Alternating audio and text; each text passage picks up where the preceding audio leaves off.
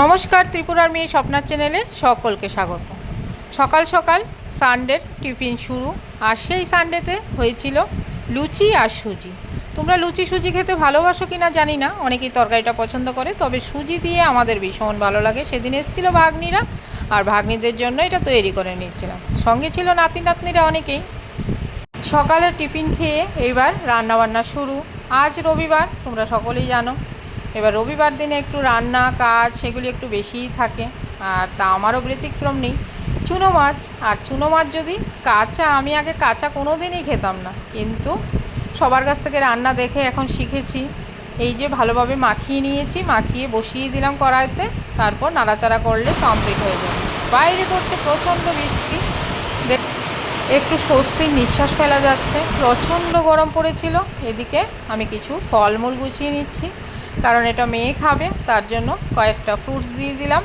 তার মধ্যে রয়েছে তরমুজ, কালো জাম, এখানে রয়েছে আম, আর কয়েকটা আমন্ড, খেজুর, আর সঙ্গে রয়েছে একটু টক দই আর লিচি। তারপর এইবার রান্নাবান্না তো আরও রয়ে গেছে বাকি, সেগুলিকেও সেরে নিচ্ছি।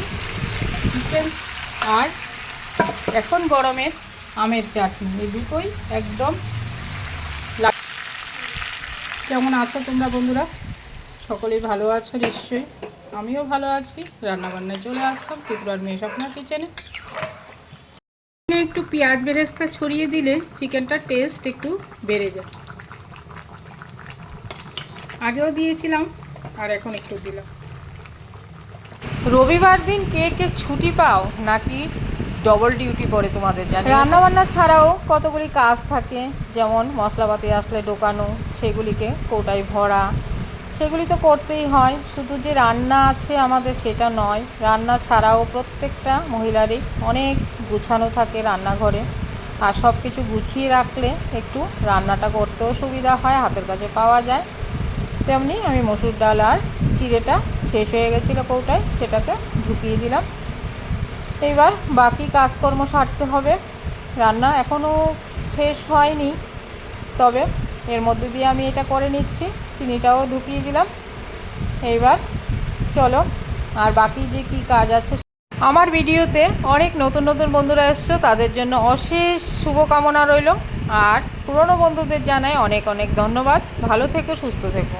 দুপুরে খেতে দিতে দিতে তার মধ্যে একটু রান্নাঘরটাকেও পরিষ্কার করে নিচ্ছি, কারণ রান্নাবান্নার শেষে অনেক কিছু কাজ থাকে, সেটাও কমপ্লিট করা দায়িত্বের মধ্যে পড়ে, সেটাও করে নিচ্ছি।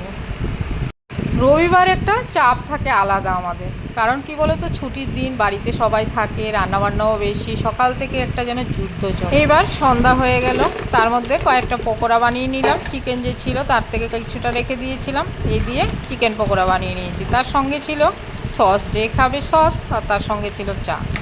এবার যে চা খাবে তার জন্য চা রয়েছে, বাচ্চারা তো চা খায় না, তার জন্য এই রেসিপিটা। সস দিয়ে দিলাম। চিকেন পকোড়া খেতে সকলেই ভালোবাসো, আর সেটা যদি সত্যি মুচমুচে খাস্তা হয় তাহলে তো কোনো কথাই হয় না। এইবার চলো ভিডিওটা শেষ করার পালা। ভালো থেকো, সুস্থ থেকো।